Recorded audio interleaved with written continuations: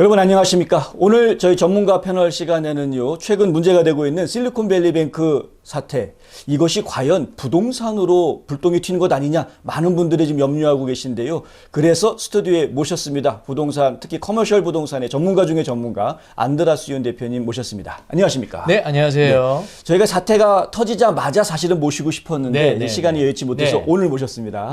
근데 어쨌든 지금 갑작스럽게 터진 이 실리콘밸리 은행 사태 어떻게 보고 계신가요? 며칠이 지났죠.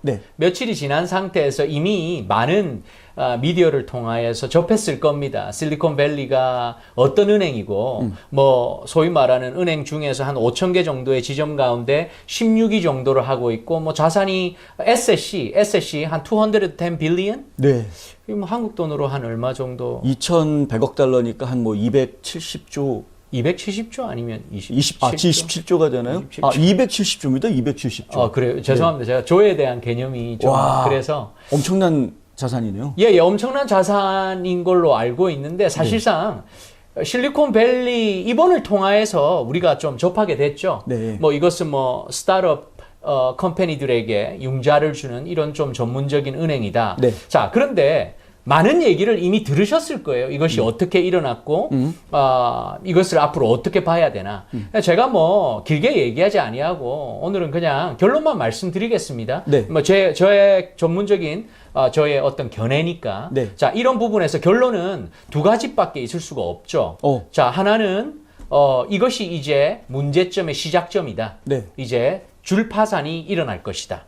예전에 2008년도에 서프라임 모기지 사태처럼 그런 폭풍이 밀려올 것이다. 지금 유튜브만 클릭해도 많이들 겁주잖아요. 맞습니다. 아닙니까? 겁주는 분들 많습니다. 왜냐하면 이제 유튜브라는 게 이렇게 좀 샤킹해야지 보잖아요. 아이고, 조회수가 올라가니까 좀 그런 부분이 굉장히 많고요. 그러나 또한 진중하게 이것은 그냥 이전에도 이런 어떤 작은 파동들은 있었지만 그렇게 넘어간다. 이런 부분. 그래서 제가 결론을 말씀드리고 조금 더 구체적으로 얘기하는 게 좀 더 도움이 될 것 같아서 저의 포지션은 일단 이것은 지나가는 비 같다고.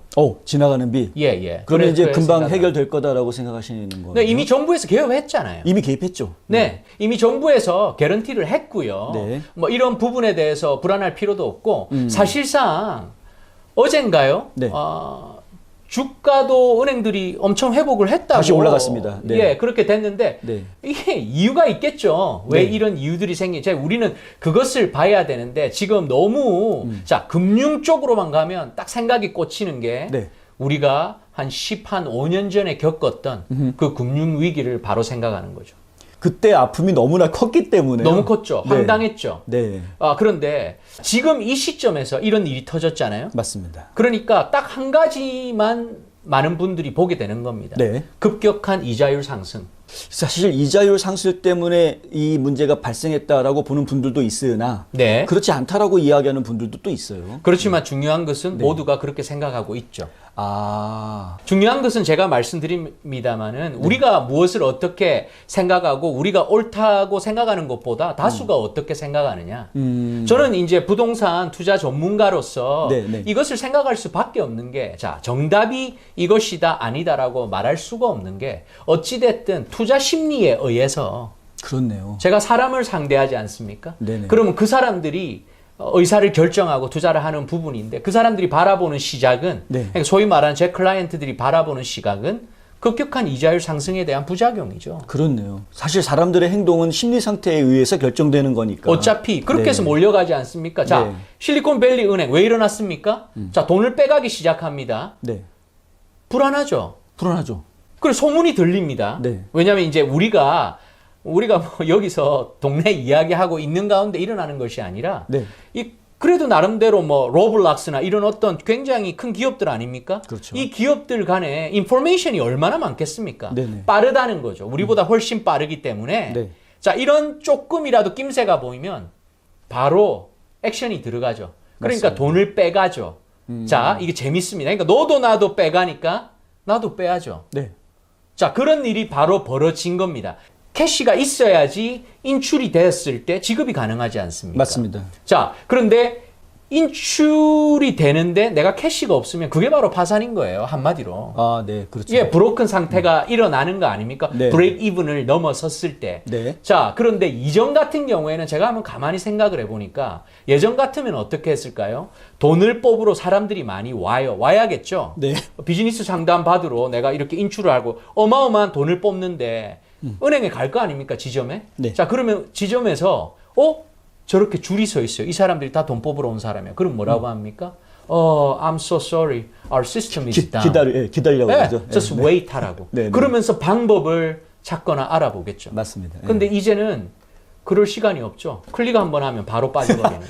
이게 지금 웃어서 미안한데 네. 이게 현실이에요. 현실입니다. 네, 현실이에요. 너무 재밌는 게 네. 제가 어저께 다른 목적 없이 네. 솔직히 제가 이제 US 뱅크를 메이저로 쓰고 있는데 네. US 뱅크 크지 않습니까? 큰 은행이죠. 튼실한 네. 기업이고. 네. 그런데 어제 밤에 제가 책을 디파짓 하려고 네. 이렇게 제 온라인 뱅킹 모빌 폰으로 네, 이렇게 네. 가는데 네. 안 되는 거예요. 왜 그러죠? 예, 에러가 나고 락이 돼 있더라고. 설명은 안 하는데 네. 이제 오늘 아침에 새벽에 이제 풀렸어요. 네. 그런데 그런 어떤 모먼이 있더라고요. 그러니까 우리는 이유는 모릅니다.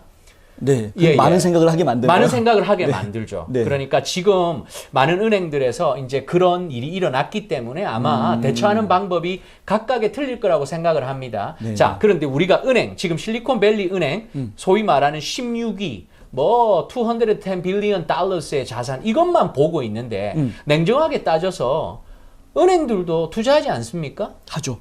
은행들이 돈 빌려주고 이자만 받습니까? 네. 은행도 돈을 벌려면 투자를 해야죠. 예, 우리나라 국민연금 옛날에 말 많았잖아요. 네. 어디에 투자했는데 수익성이 얼마 안 되고. 네, 네, 네. 그러니까 모두가 다 투자를 합니다. 이것이 부동산이 됐던 어디에 투자를 했던 전부 투자를 하는데 이제 많은 전문가들이 얘기를 하는 겁니다. 제가 뭐 실질적으로 그 안에 들어가 보지는 않았지만 일단 얘기를 하는 부분이 거의 반 넘는 부분을 장기 국채, 국채. 가버먼트 반드, 그것도 10years가 넘는. 오, 네. 그러니까 어떻게 됩니까? 이거는 소위 말하는 개런티죠. 안정자산이죠. 네네. 그러나 어떤 문제가 생깁니까?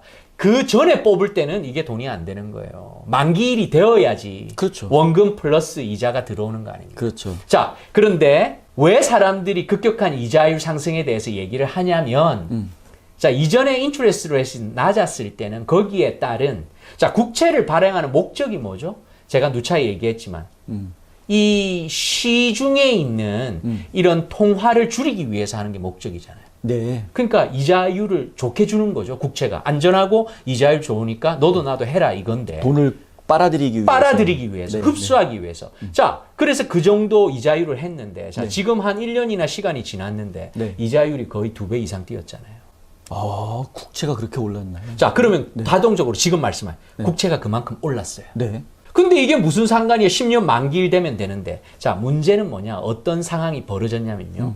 지금 이 지출, 그러니까 출금, 네. 출금이 러시가 왔죠. 뱅크런이라고 네, 뱅크런이 그러죠. 왔죠. 네. 출금을 하죠. 네. 돈이 없어요. 네. 그래서 이 사람들이 할 수 있는 옵션은 국채를 팔았어야만 되는 거예요.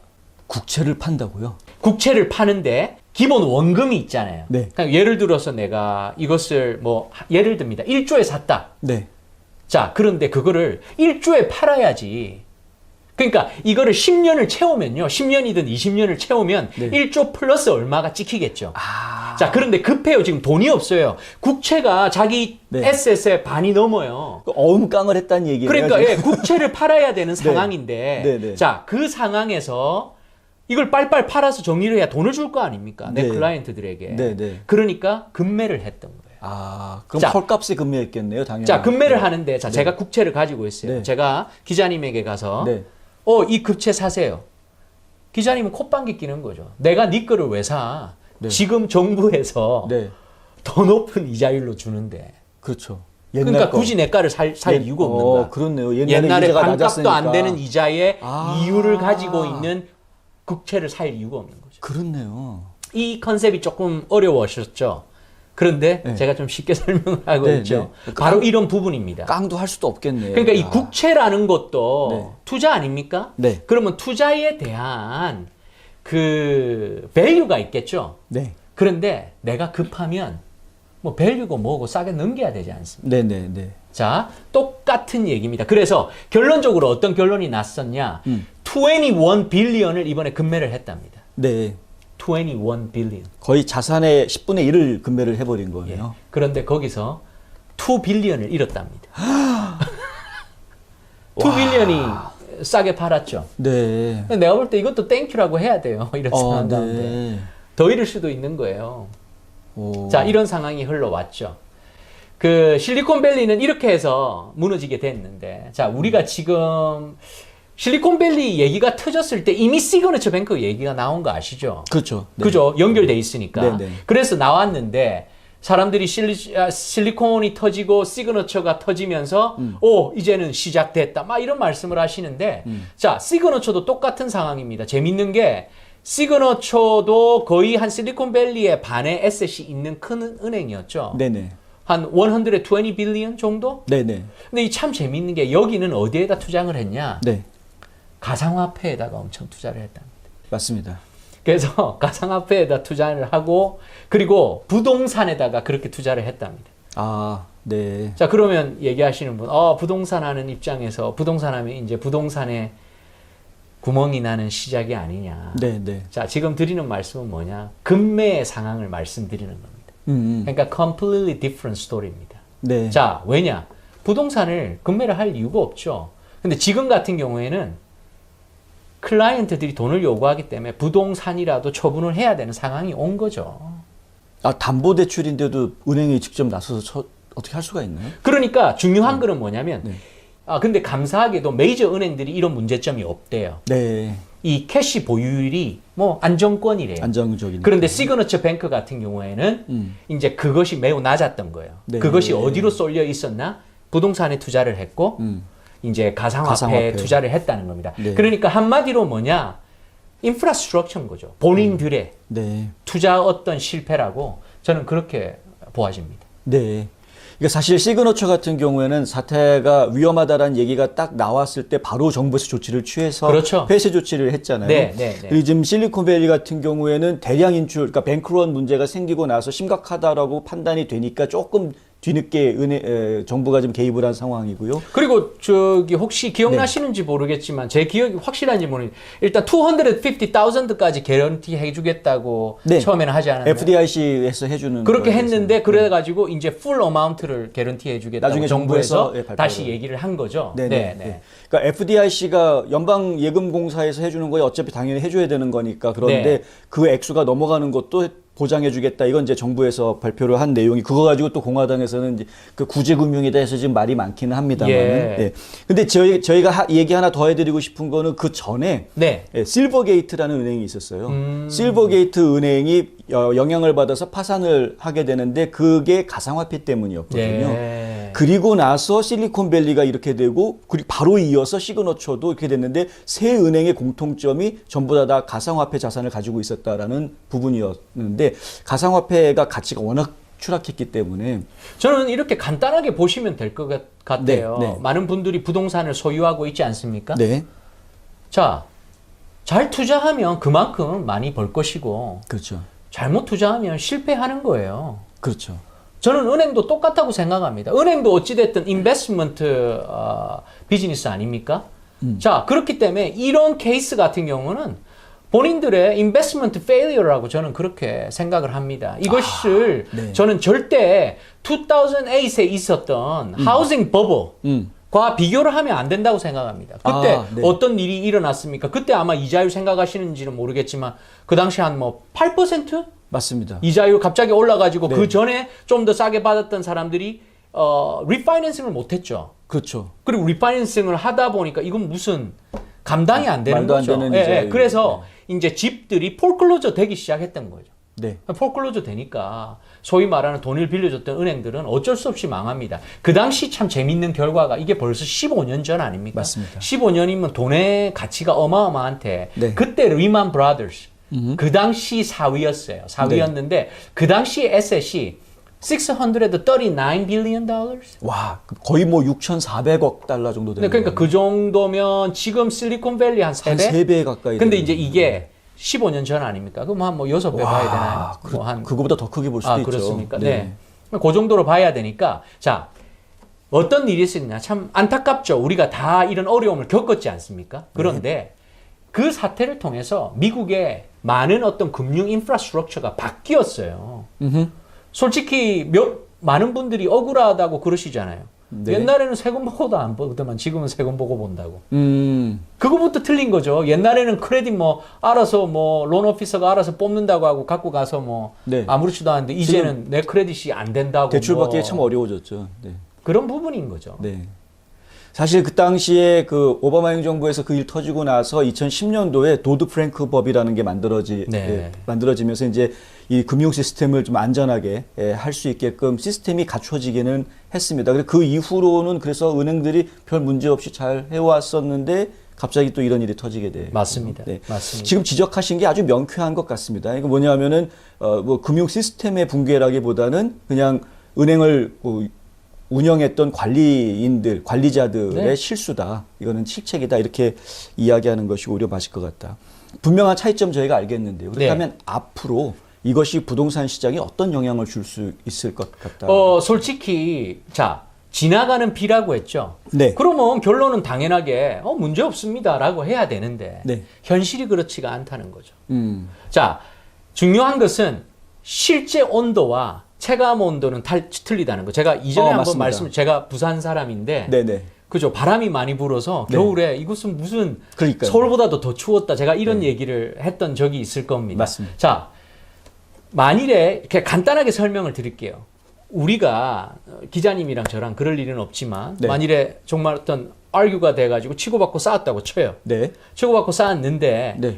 많은 사람들이 그러죠. 그러면 더 친해진다. 그렇게 한번 하고 네. 나면 네, 남자들끼리는 또 뭐 좀 그렇게 될 수 있겠죠. 중요한 거는. 네, 네. 그러나 제가 맞은 상처는 지워지지 않는다라는 거죠. 저는 그렇게 표현하고 싶어요. 네, 왜냐하면 이게 바로 체감 온도라는 건데, 네. 자, 괜찮아요. 제가 여기서도 괜찮습니다. 네. 또 유튜브에서 많은 분들이 괜찮습니다. 전문가의 의견이니까 믿으십시오. 많이들 그러는데, 네. 아니 투자자가 두려운데 그게 무슨 의미가 있겠냐고요. 예. 자, 지금 아마 제가 모르긴 몰라도 깨지는 계약들이 많을 거라고 생각됩니다. 이미 real estate transaction에 들어가서 네. 어마어마한 계약들이 많게 due diligence 기간 안에 있는 자 이런 물건들이 네. 많은 사람들이 우리 은행에서 갑자기 이것 때문에 놀래가지고 융자가 안 된다라는 핑계로 다 빠져나갈 수도 있습니다.